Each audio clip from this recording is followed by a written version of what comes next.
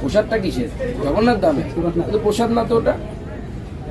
মুসলিম দোকানদারকে বলে দিচ্ছে যে তুমি প্যাকেটে ভরে সেটা বাড়ি বাড়ি দাও, বাড়ি বাড়ি দেওয়ার জন্য মিষ্টি সাপ্লাই করো।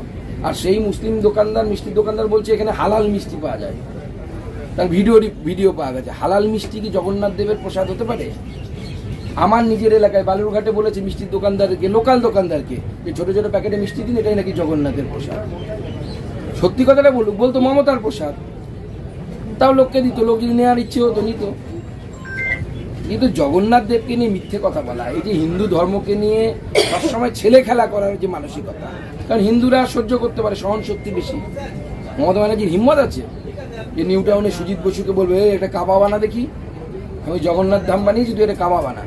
ক্ষমতা আছে, জানে মমতা বন্দ্যোপাধ্যায়ের ঘরে গলা থাকবে না, মুন্ডু থাকবে না, ভয় পায় মুসলিমদেরকে দেখে।